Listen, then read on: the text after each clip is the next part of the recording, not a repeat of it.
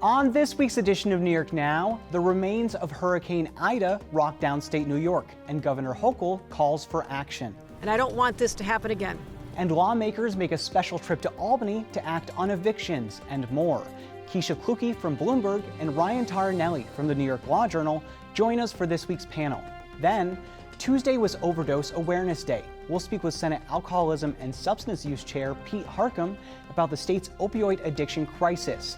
And later, presumptive Republican nominee for governor, Lee Zeldin, is crisscrossing the state again. Daryl Camp has more. I'm Dan Clark, and this is New York Now. Today, the Senate majority will pass legislation. I will fight like hell for you every single day, like I've always done and always will. Passing these bills on the floor, making yet another stand. Welcome to this week's edition of New York Now. I'm Dan Clark. New York is no stranger to extreme weather events. You might remember 7 years ago when Buffalo was covered with 7 feet of snow, and we just passed the 10-year mark of Irene and Lee, which ravaged Long Island and parts of upstate as well. So when remnants of Hurricane Ida were headed toward New York this week, it felt like another storm that we could handle, but it turns out we could not. After an unprecedented amount of rainfall in a short period of time, flooding overwhelmed homes, city streets, and the subways, which didn't stand a chance. And that's brought up a lot of questions like, why wasn't the city prepared for this kind of flooding? The answer is, we just don't know. The city has taken steps in the past to address situations like these, but year after year, we still see videos of flooding in the subways and in the streets of New York City. But Governor Kathy Hochul said this week, it's time for that to stop. What I wanted to do first was assess where we are today. But my next question is, where are we going next? How do we prevent this from happening? How do we get money and resources to the places we can build up the resiliency in streets? Before we worried about the coastal areas, now it's about what's happening in the streets. And Hochul said she'll also be releasing reports on how to make that happen. So we'll see what they say. More about the state's storm response in just a bit. But first, the state legislature made a special trip back to Albany this week to extend a pause on evictions, also known as the eviction moratorium. And like anything in Albany, it's not as simple as it sounds. Take a look. Until late Tuesday, tenants and landlords in New York were in limbo. The state's eviction moratorium was set to expire at midnight, leaving thousands of tenants at risk of eviction. But about 6 hours before that deadline, Governor Kathy Hochul said that wouldn't happen. We are not going to allow people who no fault of their own, lost income, not able to pay, and facing eviction. We are not going to allow that to happen here in the great state of New York. The next day, lawmakers returned to Albany to extend the pause on evictions. That's now in effect until January 15th of next year. It doesn't cover all tenants, just those who can show they can't afford rent because of the pandemic. Many of them lost jobs, lost the ability to make their bills, and now the debt has been mounting. And the fact is that we are not out of the pandemic yet, as much as we had hoped. But the terms will now be different. Before Tuesday, landlords weren't allowed to question their tenants' claims of financial hardship. Then, the U.S. Supreme Court said that part of the law was illegal. Now, landlords can challenge their tenants in court before they're protected from eviction. Senator Kevin Thomas is a Democrat from Long Island. And we have, in this new version, put in some provisions that basically say, hey, now the landlord gets to have a hearing. I think that goes a long way, and the landlord has a say in court now. Landlords will also be allowed to evict tenants over intentional property damage or causing a nuisance, regardless of financial hardship. In the meantime, more tenants can now apply to the state for rent relief. Tenants in localities that opted out of the state program will now be eligible as well. That pays up to 12 months of back rent, with the potential for another 3 months. That funding goes straight to a tenant's landlord. And if they're approved, tenants are also safe from eviction for up to a year. Senate Housing Chair Brian Kavanaugh. What we're doing today is not preventing people from collecting rent. The rent is becoming due. And again, we are working very hard to ensure that we have programs that are adequate to pay that rent so that landlords have their expenses covered. But landlords say that's not enough. The eviction moratorium has been in place for a year and a half, and landlords say that's been a huge hit. And now that there's rent relief, they say it's time for the moratorium to end. Lisa Damiani leads a coalition of property owners in Western New York. Every step along the way, the landlords have been asked to just wait until the CARES Act money comes through. Wait until we get the program open. Now we're waiting until, it's just, they're the only group that has been waiting perennially and nothing has come through. Republicans in the legislature took the side of landlords, saying the moratorium should end. Instead of extending the safety net for tenants, they said the state should speed up payouts of rent relief, which have lagged for months. Senate Republican leader Rob Ortt. And my argument is, if we're trying to solve the crisis, we have the tools to do it. We have a program with over $1 billion that we can get out the door into people's hands, still. And today, we're doing nothing to solve that actual issue. And that is a real shame for both tenants and property owners. The extension was approved largely along party lines, with Democrats in favor and Republicans opposed. Lawmakers also passed changes to the state's open meetings law, allowing virtual public meetings to continue at the local level until January. And the Senate confirmed 2 nominees from Governor Hochul to lead the state's marijuana legalization rollout. Those were former Assemblymember Tremaine Wright and Chris Alexander, an advocate who worked in the cannabis industry. Those nominees are a few months late, which may push retail cannabis sales further down the road in New York. Melissa Moore is from the Drug Policy Alliance, which supports legalization. But I think they were also really clear about moving in such a way where they would be, working in partnership and in collaboration with the legislature and with the executive, and that everybody has the goal of being able to move swiftly and be able to get the program enacted as quickly as possible, but also doing so in a way that is, again, going to really hew true to the values and the principles that were in the bill to begin with. Retail sales are expected sometime later next year, unless the legislature gives the industry a boost. That's not expected until January at the earliest, when lawmakers return to Albany for the start of next year's session. So it was a long week. Let's get into it with this week's panel. Keisha Kluge is from Bloomberg Law. Ryan Taranelli is from the New York Law Journal. Thank you both for being here. Thanks for having us. I want to talk about the storm first, because I feel like as of Friday morning when we're taping, that's still the big story. There's a lot to recover. Lives have been lost. Some have been critical of the Hochul administration and the de Blasio administration of their response to the storm. Ryan, what do we know that happened here in terms of the flooding, the deaths? New York City has seen high rainfall events before, but this seemed like one that stood out. Yeah, it kind of, from a lot of the reporting really took everybody by surprise. We're talking across multiple states, dozens of deaths. Many in New York City were lost in basement units. And I really think you're going to start to see a lot of focus on how the government regulates those. It certainly sparked more debate and discussion around that. How the government is looking at those units, regulating them and whatnot. I think you're also going to see a lot more debate about how the city prepares for these flash flooding events going forward with the specter of climate change.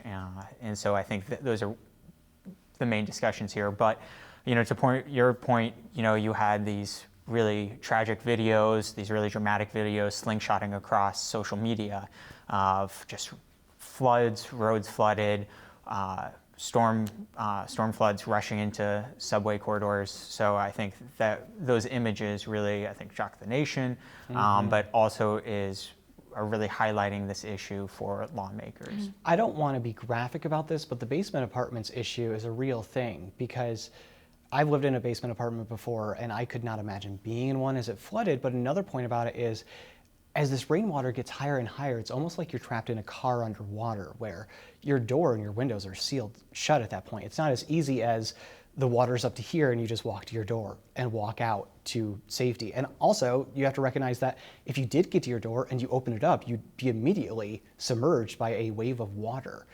So it's terrible. I hope that they become safer in some way, shape, or form. Keisha, just on the storm for a second, some have said that it did take the administration by surprise.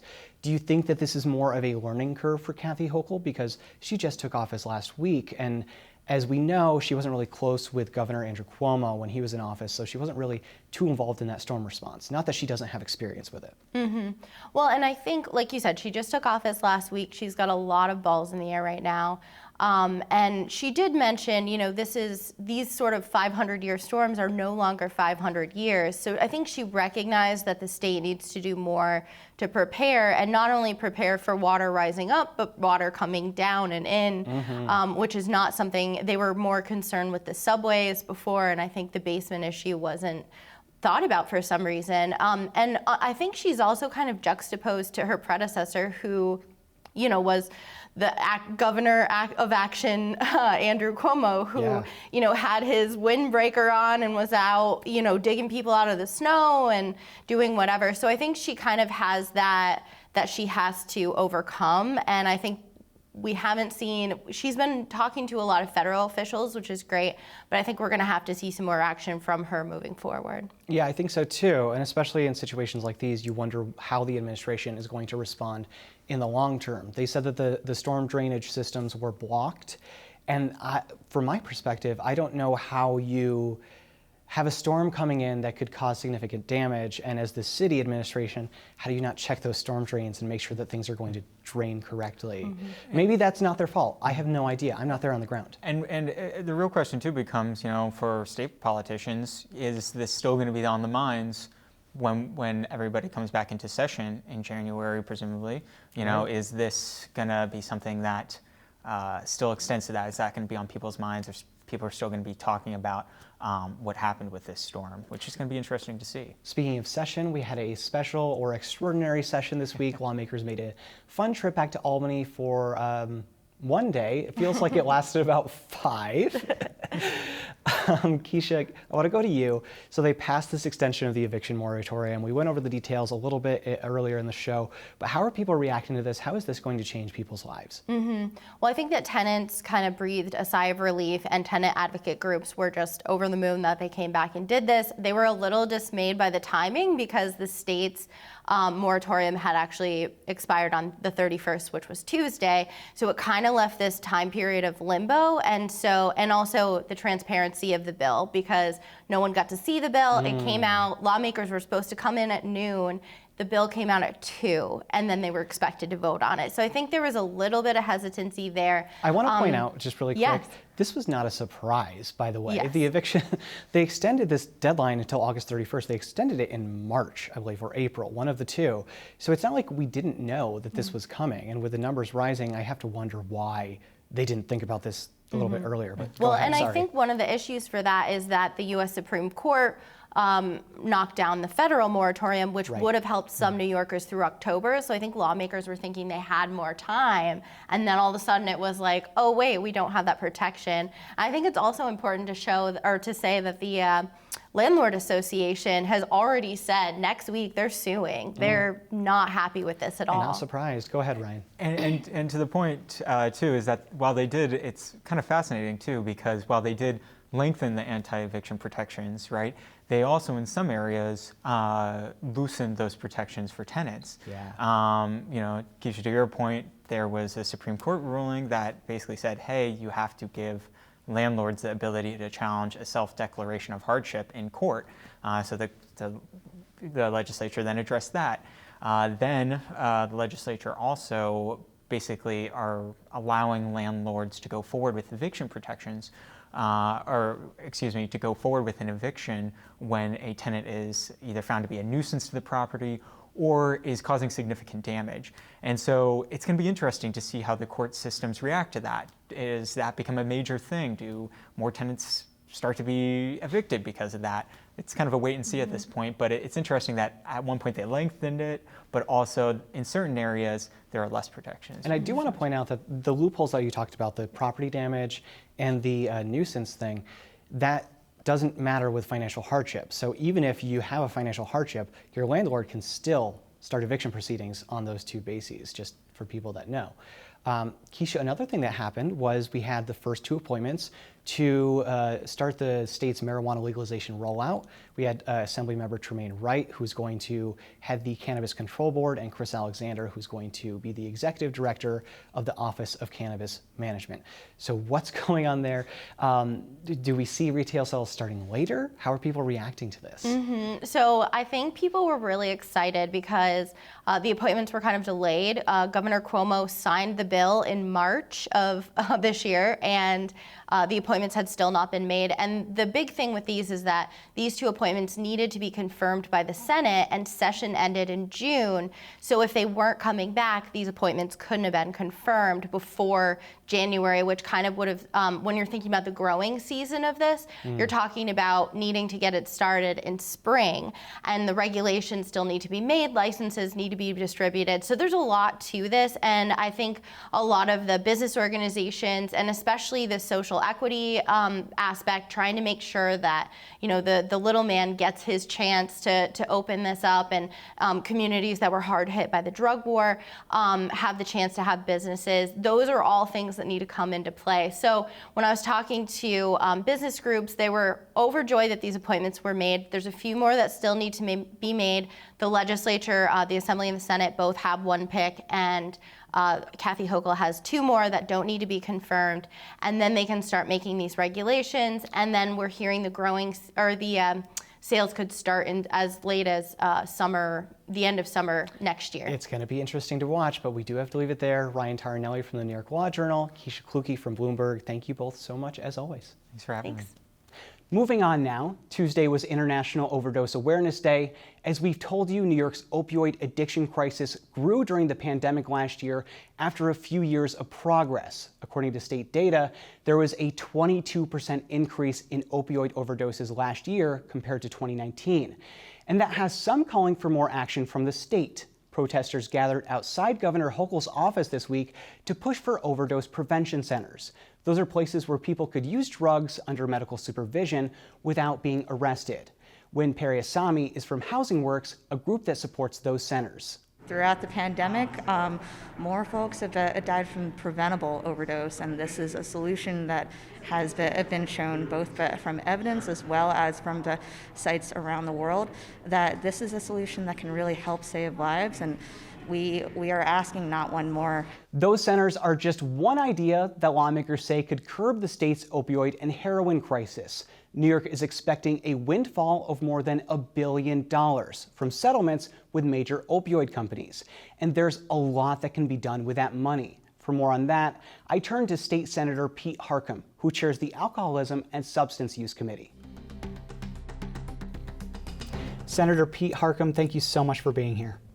My pleasure. Thanks for having me. Absolutely, anytime. So we did see overdoses from opioids increase in 2020 compared to 2019. It's obviously not a good situation. It's not a place that we want to be in for a state that was really making some progress on those overdoses. Do you know anecdotally why we're seeing that spike in overdose deaths in New York? I know that you've spoken to stakeholders both in the community and obviously from state agencies. Sure, and this is also a national trend. It's not just in New York. But isolation is really devastating to people with substance use disorder. The financial despair, the stress, the isolation, the loneliness are all triggers for people with substance use disorder and other behavioral health issues where they begin to self-medicate. So on the other side of that is the response. We are getting at least $500 million from some settlements in some opioid lawsuits, including from Johnson & Johnson and Purdue Pharma. Can you lay out how that money can be used? It's obviously a very big amount and it can make a really big dent, but how could we see that money dispersed to really help the opioid crisis? Well, first we want to acknowledge the terrific work of the Attorney General, Letitia James, for leading the nation in these settlements. And this money will go into a lockbox that the legislature passed and the governor signed to only be used for substance use disorder prevention, treatment, recovery, and harm reduction. So first we need to start with evidence-based treatment, and that starts with the people. We have been underpaying the people in this field, so it's incredibly challenging for them to recruit and retain good people. You can have vacant beds, but if you don't have people to staff the beds, that's a big problem. The other is medication-assisted treatment. We have a waiver of prior authorization for medication-assisted treatment on the private insurance side. We don't have it on the Medicaid side. We have to have that because doctors spend 4 or 5 hours on the phone trying to get authorization. That's when we lose people. That's a dangerous time. Another thing that we can be doing is putting money towards treatment on demand in the correctional system and medication-assisted treatment.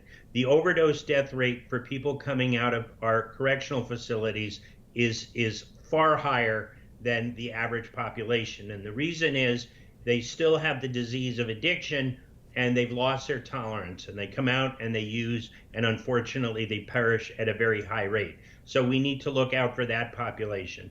Another thing we can do is also on these crisis intervention centers. The governor proposed 10 in the budget, but there weren't funding allocations for them. These are crucial. Anyone with behavioral health issues, substance use disorder issues can go 24 hours a day. It saves on emergency rooms. It saves on the correctional system. People can be linked with treatment right away, but we've got to fund those centers. And then on the harm reduction side, things like needle exchange, A, keep people alive, and B, give them a window to get into treatment, as well as more naloxone trainings and getting naloxone or Narcan out into the population. It almost feels like at this point in the opioid epidemic that we're almost past, like, I feel like in the start of it, people were really relying on Narcan as a way to prevent these overdoses. And now we're looking more at the treatment side of it and the prevention and how to get people to curb their addiction. And one of the ideas to do that is these things called overdose prevention centers. They're very controversial. We've seen them in other states. They're basically places that people could go to use drugs under the supervision of medical staff so that they don't overdose, and then they can be referred to treatment and services. What do you think about those, and do you think that those will be necessary to really curb the opioid epidemic in New York? Well, I think they're vital to keep people alive, and that's the first goal. Not everybody is ready for treatment, so the goal needs to be to keep those folks alive. And I went up with a few other senators and visited a supervised consumption site in Toronto. All throughout Canada, there have been no fatalities. And it's crucial that we try and keep folks alive. So at these centers, there's also the opportunity, because they're in community health centers, where have you had a hepatitis test? Have you had a physical exam? You know, what do you think about treatment? Do you think you might be ready? So these are a way to get people into the healthcare system, and then when they're ready, to get them into treatment. And at the same time, they keep people alive. I think they're very necessary. You know, some of the critics will say they encourage use. No, they don't encourage use. What they do is people who are using already are allowed to use safely in a supervised manner with medical professionals, and you're not going to see people dying in the restrooms of McDonald's and our coffee shops. So do we know why members of the legislature may not be on board with this? I assume that you've talked to your colleagues about the idea. I know the Senate Health Chair is supportive of it, and I don't know where they land in the Assembly, but what have you heard from your colleagues on this? Well, I think some people are worried about some of the stigma that their constituents may feel. And, you know, around this entire field, we need to break down stigma. This is a public health issue. This is not a moral issue. This is not a criminal issue. This is a public health issue, and we need to treat it as such. All right, well, we'll leave it there. This is obviously a problem that's not going away anytime soon, but hopefully we can see more progress made as we go on. But Senate Alcoholism and Substance Use Chair Pete Harckham, thank you so much for being here. I appreciate it. Always a pleasure. Thanks for having me. And if you or anyone you know is living with an addiction, there are resources available. We'll put some up on our website. That's at nynow.org. In the meantime, a little politics. Congressman Lee Zeldin, the Republican presumptive nominee for governor, crisscrossed the state again this week. Daryl Camp caught up with him in Albany, and he's here with more. Daryl. Thanks, Dan. So, as we approach the 20th anniversary of the September 11th attacks, the world is watching Afghanistan, where 13 service members died last month as U.S. troops were leaving the country. That exit was a part of the Biden administration's strategy to end 2 decades of ongoing military conflict. Congressman Lee Zeldin, the presumptive Republican nominee for governor, is an Army reservist who was deployed to Iraq in 2006. He was in Albany this week, where he shared his thoughts on how the United States left the longest conflict in our recent history. He says things should have been done differently. You don't empty out the prison that's there, where there at that point where there's hardened Al-Qaeda, ISIS, Taliban fighters who are re-entering what is a military conflict. We saw with the loss of life in the suicide bomber, while you still have this mission to evacuate. Zeldin also says there's some uncertainty about how successful our post-9/11 military operations have been. If you define victory as taking out Osama bin Laden, fighting the enemy over there as opposed to over here, you are dismantling the command and control nodes and gaining intelligence and other intelligence advantages of operating. If you define victory based off of success in that mission, then you're able to say we achieved our objectives and now we can go. Ultimately, Zeldin says the upcoming 20-year anniversary will be a time for deep reflection. All right, thank you so much, Daryl. And join us next week for a special edition of New York Now, reflecting on 9/11. We'll speak with former Governor George Pataki, journalists who covered the attacks, and more. We'll see you then. Thanks for watching this week's New York Now. Have a great week and be well.